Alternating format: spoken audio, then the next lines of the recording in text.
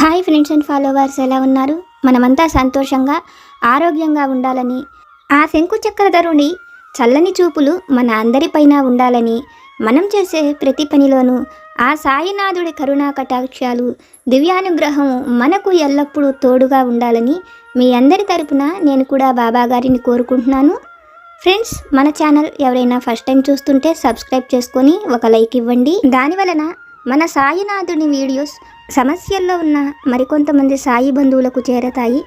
బాబాగారు మనతో చెప్పే ఆ దివ్య వాక్కులను వినటం వలన బాబాగారి దివ్య అనుగ్రహంతో పాటు మనసుకు సంతోషము, మనం కోరుకున్నవి నెరవేరతాయి అనే ఆనందంతో పాటు బాబాగారు మన కష్టకాలంలో మనతో పాటే ఉన్నారు అనే నమ్మకం కూడా కలుగుతుంది.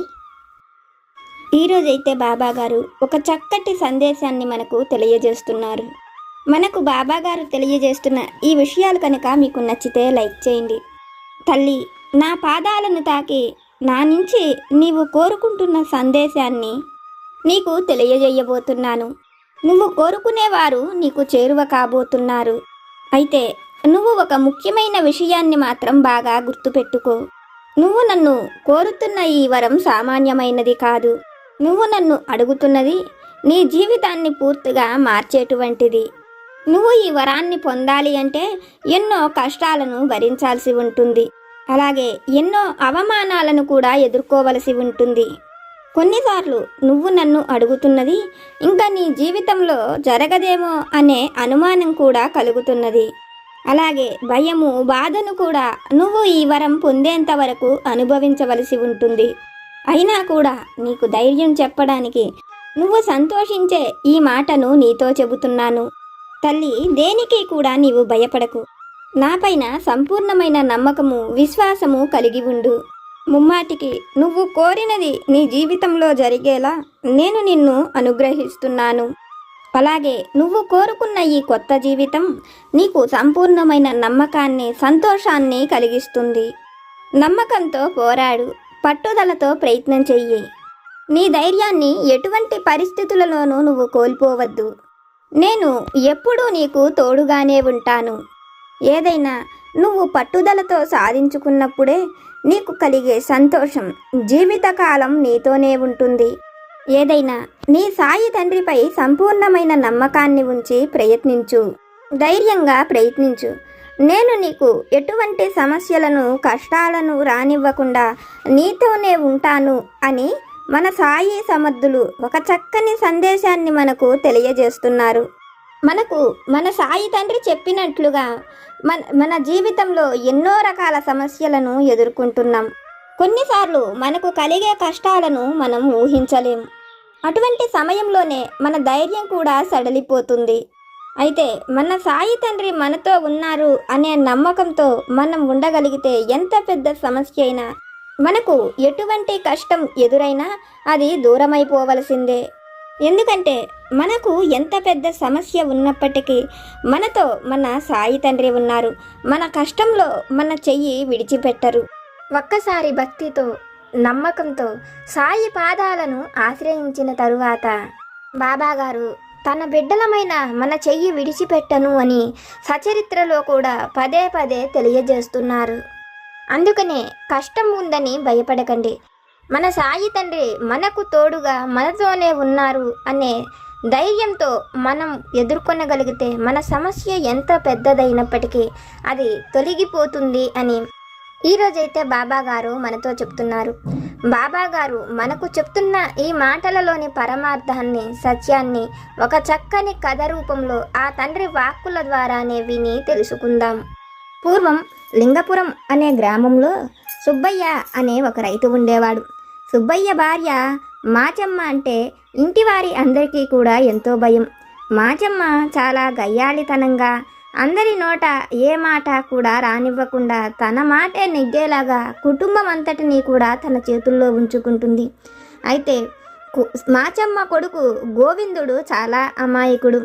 గోవిందుడికి వివాహం చెయ్యాలనుకున్న మాచమ్మ తన మాటకు ఎదురు చెప్పకుండా ఉండే కోడలు కావాలనుకొని ఆ పొరుగు గ్రామంలోనే హేమ అనే ఒక అమ్మాయిని చూస్తుంది. హేమకు అంత పెద్దగా చదువులు ఏమీ లేవు. తనకు వినయము, పెద్దవాళ్ళంటే గౌరవము ఉన్నదని గ్రామస్తులందరూ కూడా చెప్పడంతో హేమను తన కొడుకు ఇచ్చి వివాహం చేస్తుంది. మాచమ్మ అనుకున్నట్లుగానే హేమ ఎంతో వినయంగా ప్రతి విషయాన్ని అత్తగారిని అడిగే చేస్తూ ఉండేది. అది చూసిన మాచమ్మకు ఎంతో సంతోషం కలిగేది. హేమను ఏ రోజు కూడా ఒక్క మాట అనేది కాదు. హేమ అత్తగారి మంచితనాన్ని చూసి ఎంతో సంతోషిస్తుంది. అయితే ఇంటికి వచ్చిన కొద్ది రోజులకే మాచమ్మ ఆలోచనలు, గుణగణాలు ఏమిటో మొత్తము కూడా హేమకు అర్థమవుతాయి. తన మాటకు ఎదురు చెప్పనంత వరకు ప్రతి వాళ్ళని కూడా బాగానే చూసుకుంటుందని హేమకు అర్థమవుతుంది. హేమ కూతురు లక్ష్మి హేమతోటి వయసులు అవ్వడంతో ఎంతో సంతోషంగా వాళ్ళిద్దరూ కలిసి తిరుగుతూ ఉండేవాళ్ళు. ఇంటి పని అంతా కూడా వదినా మరదళ్ళు ఇద్దరు చక్కగా చేసుకుంటూ ఉండేవాళ్ళు. లక్ష్మి హేమతో బాగా కలిసిపోతుంది. ఒకరోజు లక్ష్మి మధ్యాహ్నం పూట అన్నం తీసుకొని ఎక్కడికో వెళుతుంటుంది. అది చూసిన హేమ, ఈ అన్నాన్ని ఎక్కడకు తీసుకువెళ్తున్నావు? ఎవరి కోసం? మనం అందరము తిన్నాము కదా అని ఎన్నిసార్లు అడిగినా లక్ష్మి దానికి సమాధానం తనను అడగద్దని, ఆ విషయాలు నీతో చెప్తే అమ్మ ఊరుకోదని చెప్పి ఆ అమ్మాయి వెళ్ళిపోతుంది.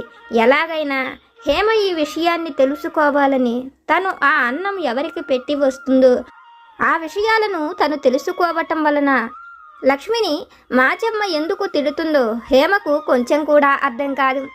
ఒకరోజు మాచమ్మ వాళ్ళ దూరపు బంధువైన వాళ్ళ అన్నగారి ఇంట్లో వివాహం జరుగుతుందని, తను ఆ వివాహానికి వెళ్ళి వస్తానని, ఇంటి మొత్తాన్ని జాగ్రత్తగా చూసుకోమని హేమకు అప్పగించి వెళుతుంది. మాచమ్మ చెప్పినట్లుగానే హేమ ఇంటి పనులను, బాధ్యతలను ఎంతో చక్కగా నిర్వర్తిస్తుంటుంది. లక్ష్మి ఆ రోజు కూడా మధ్యాహ్నం ఆహారం తీసుకొని ఎక్కడికి వెళుతున్నదో తెలుసుకోవాలనుకున్న హేమ లక్ష్మిని ఎంతో బతిమిలాడి, లక్ష్మి ఆ ఆహారం ఎవరికి పెడుతుందో తనకు చూపించినంత మాత్రాన అత్తగారికి చెప్పనని చెప్తుంది. ఆ మాటలకు లక్ష్మి కూడా తనకు ఎంతో స్నేహితురాలైన హేమ ఆ విధంగా ప్రవర్తించదనే నమ్మకం తనకు ఉండటం వలన మాచమ్మకు తెలియకుండా హేమను అక్కడకు తీసుకువెళ్ళటానికి ఒప్పుకుంటుంది. మధ్యాహ్నం ఆహారం తీసుకుని ఇద్దరూ కూడా వాళ్ళింటికి కొంత దూరంలో ఉన్న ఒక చావిడి దగ్గరకు వెళతారు. అక్కడ ఒక ముసలమ్మ కూర్చొని ఉంటుంది. లక్ష్మి హేమను చూపిస్తూ ఆమె మా నాయనమ్మని, ఆమెకే ఈ ఆహారం తీసుకువెళుతున్నామని చెప్తుంది. ఆ మాటలు వింటూనే మీ నాయనమ్మ ఇంకా బ్రతికే ఉన్నదా అని హేమ అడగడంతో లక్ష్మి అవునని చెప్పి ఆమెకు ఏదో పెద్ద జబ్బు చేసినదంట. ఆమె ఇంట్లో మన అందరితో పాటు కలిసి ఉంటే ఆ జబ్బు మన అందరికీ సోకుతుందంట. అందుకోసమే మా అమ్మ మా నాయనమ్మను ఈ చావిటిలో ఉంచింది.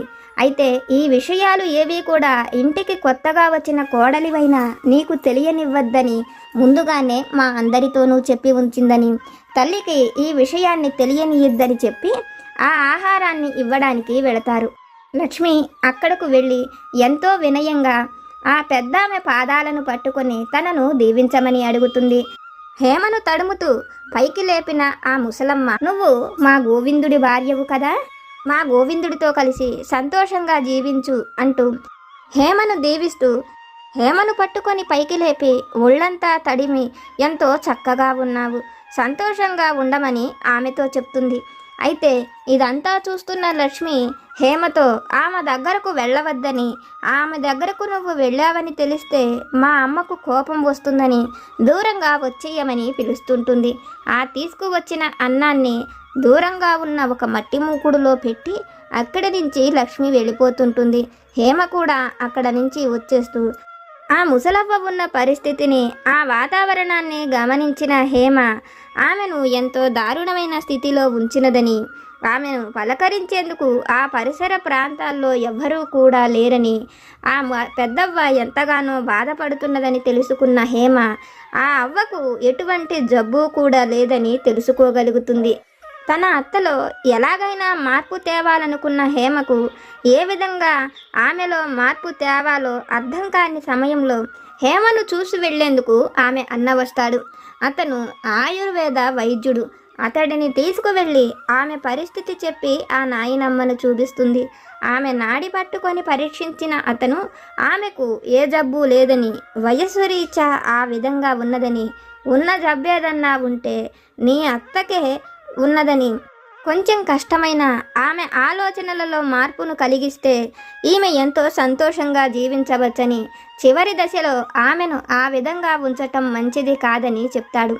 అన్న మాటలు విన్న హేమ వాళ్ళ అత్తగారిలో మార్పు తెచ్చేందుకు తను ఏ విధంగా ప్రయత్నించాలో అర్థం కావటం లేదని అన్నతో చెప్పడంతో అతను తనకు 2 రకాల మందులను ఇస్తాడు. ఒక మందుని నీటిలో కలిపి వాళ్ళ అత్తగారికి తాగించమని, ఆమె ఆరోగ్య పరిస్థితి కొంచెం దెబ్బతిన్నప్పటికీ ఆమెలో మార్పు కలుగుతుందని, అయితే 2వ మందు ఇచ్చినప్పుడు ఆమెకు కలిగిన ఆ పరిస్థితి పోయి మళ్ళీ ఆరోగ్యాన్ని పొందుతుంది. అయితే ఆమె అనారోగ్య పరిస్థితిలో ఉన్నప్పుడు నేను చెప్పినట్లు చెయ్యమని హేమ ఏమి చేసి తన అత్తగారిలో మార్పు తేవాలో ఆ విషయాలను హేమతో చెప్తాడు. అన్న చెప్పిన ప్రతి మాటను విన్న హేమ, అలా అయితే బామ్మకు ఏ రోగము లేదని నా భర్తకు ఆడపడుచుకు ఆ విషయాన్ని చెప్పమని, అన్న వైద్యుడు అవ్వడంతో అతను చెప్పిన ఆ విషయాలను వాళ్ళు వింటారని చెప్తుంది. హేమ చెప్పినట్లుగానే హేమ ఆడపడుచు లక్ష్మికి ఆమె భర్త గోవిందుడికి వాళ్ళ నాయనమ్మకు ఏ జబ్బు లేదని చెప్పడంతో ఆమెను ఆ చావిటి నుంచి తీసుకువచ్చి వాళ్ళ ఇంటే ఉంచుకుంటారు. ఆమె 2 రోజుల్లో ఆరోగ్య పరిస్థితి అంతా కూడా సద్దుమణిగి ఎంతో సంతోషంగా ఇల్లంతా కూడా తిరుగుతుంది. పెళ్లికి వెళ్ళిన మాచమ్మ వారం రోజుల తరువాత తిరిగి వచ్చి తాను లేనప్పుడు ఇంట్లో కలిగిన ఆ మార్పులన్నిటినీ చూసి ఇల్లంతా కూడా అరుస్తూ పెద్ద పెద్దగా ఇంట్లో వాళ్ళందరినీ కూడా తిడుతుంది. అయితే ఆ ముసలమ్మకు ఏ జబ్బు లేదని వైద్యుడే చెప్పాడని మాచమ్మ కొడుకు, కూతురు, ఆమె భర్త అందరూ అనడంతో మాచమ్మ ఇంకా ఆ విషయంలో గట్టిగా మాట్లాడలేకపోతుంటుంది. కానీ తన అత్త ఆ విధంగా ఇల్లంతా సంతోషంగా తిరగటం మాచమ్మకు కొంచెం కూడా నచ్చదు.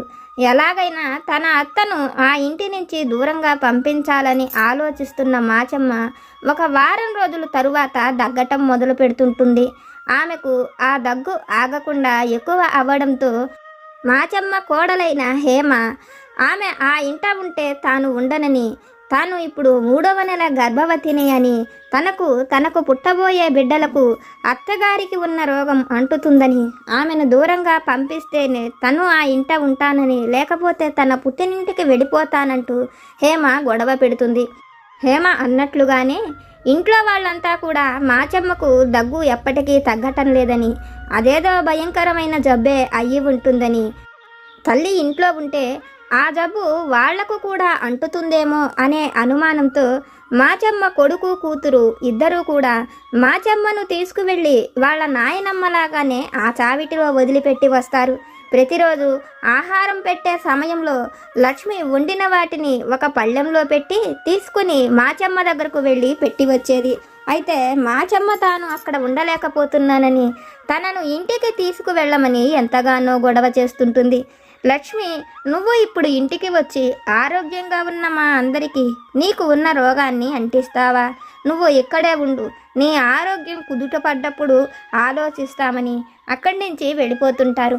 అదంతా చూసిన మాచమ్మ భర్త సుబ్బయ్యతో మనం మన ఇంటికి వెళ్ళిపోదామని మాచమ్మ అన్నప్పుడు, నువ్వు నీ అత్తగారి విషయంలో ఏ విధంగా ప్రవర్తించావు, నీ బిడ్డలు కూడా ఇప్పుడు నీ విషయంలో ఆ విధంగానే ప్రవర్తిస్తున్నారు.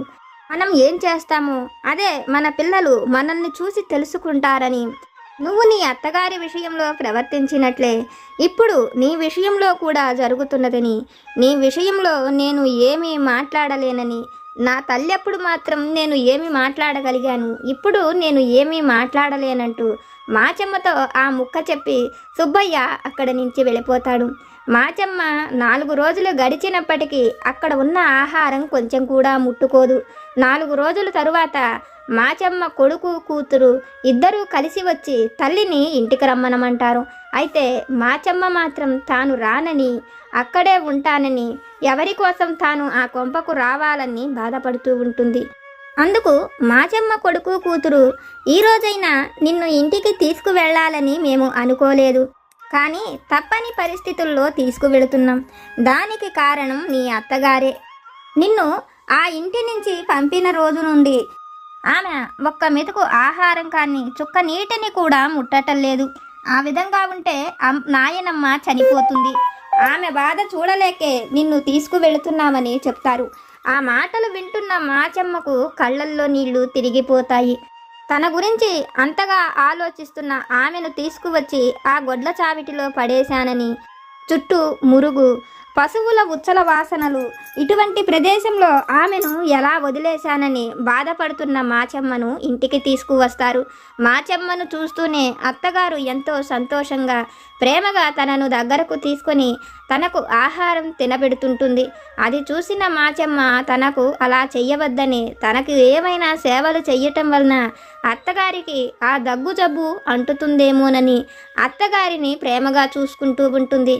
అత్తగారు మాత్రం తనకు ఏ జబ్బు లేదని, అట్లాగే కోడలకు కూడా ఉన్నది అంత పెద్ద జబ్బు కాదని, నిదానంగా తగ్గిపోతుందని ఆమెకు ధైర్యాన్ని చెప్తుంది. మాచమ్మలో కలిగిన మార్పు చూసిన హేమ తాను కోరుకున్నట్లుగా అత్తగారిలో మార్పు కలిగిందని, ఇప్పుడు అది వరకులాగా లేదని తెలుసుకున్న తరువాత తన అన్న ఇచ్చిన రెండవ మందును కూడా నీటిలో కలిపి ఇస్తుంది. ఆ నీటిని తాగిన కొద్ది రోజులకే మాచమ్మ పూర్తి ఆరోగ్యవంతురాలవుతుంది. హేమ మిగిలిన వాళ్ళు అందరూ కూడా కలిసి సంతోషంగా జీవిస్తుంటారు. అయితే తన కోడలిలో మార్పు తేవడం కోసం మాచమ్మ కోడలు ఆ విధంగా ప్రవర్తించిందని హేమను చూసిన ఆ ముసలమ్మకు అర్థమవుతుంది. హేమతో ఆ విషయాన్ని మాట్లాడుతుంది. నువ్వు నీ అత్తగారైన మాచమ్మలో మార్పు తేవడం కోసమే ఆమెను నీ అన్నను అడిగి ఏదో విషయాన్ని తెలుసుకొని ఆమె పైన ఆ మందును ప్రయోగించావు. అందువలనే తనకు కొద్ది రోజులు దగ్గు వచ్చింది. కానీ అది కూడా మళ్ళీ నువ్వే పోగొట్టావు. తనలో మార్పును కలిగించావని నువ్వు ఎంతో తెలివైన దానివి. నీలాంటి అమ్మాయి నా కోడలకు దొరకటం ఎంతో అదృష్టమని, నా మనవడు ఎంతో అదృష్టం చేసుకోబట్టే వాడికి భార్యగా వచ్చావని, నా కుటుంబంలో ఎప్పుడు ఇటువంటి మార్పు కలుగుతుందా అని ఎన్నో రోజులు ఎదురు చూశానని హేమను చూస్తూ అంటుంది. అయితే తాను వాళ్ళ అన్న దగ్గర తీసుకున్న ఆ మందు విషయం తనకు తప్ప మరి ఎవరికీ తెలియదు కదా. కానీ ఈ అవ్వ కనిపెట్టగలిగింది. జీవితంపై తనకు ఉన్న అనుభవం వలనే తను ఈ విధంగా కనిపెట్టగలిగిందని హేమ తెలుసుకోగలుగుతుంది. అయితే హేమను చూసిన ఆ పెద్దవ్వకు మాత్రం దేవుడు తన సమస్య తీర్చేందుకు తన మొర ఆలకించే ఈమెను తన ఇంటికి కోడలుగా పంపాడని, హేమలో ఉన్న ధైర్యము, తెలివి వలనే తన సమస్య తీరిందని ఆమెకు అర్థమవుతుంది. తల్లి, ఇది విన్న నీకు నేనేమి చెప్పాలనుకుంటున్నానో అర్థమైంది కదా. నీ సమస్య ఎంత పెద్దదైనప్పటికీ నేను నీ కోరికను తప్పక తీరుస్తాను. నువ్వు కోరుకున్నది ఏదైనా అది నువ్వు పొందేలా నా పాదాలను తాకి నమ్మకంతో, నాపై విశ్వాసంతో నువ్వు ఏది కోరినా అది నీకు నేను వరంగా అనుగ్రహిస్తాను అని మన సాయి సమర్థులు ఒక చక్కని సందేశాన్ని మనకు తెలియజేస్తున్నారు.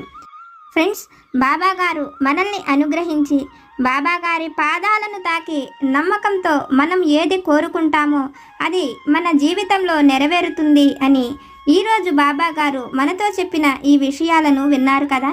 బాబాగారు మనకు చెప్పిన ఈ విషయాలు కనుక మీకు నచ్చితే లైక్ చేయండి, షేర్ చేయండి. మీకేమైనా సమస్యలు కనుక ఉంటే వాటిని నాకు కామెంట్ సెక్షన్లో పెట్టండి.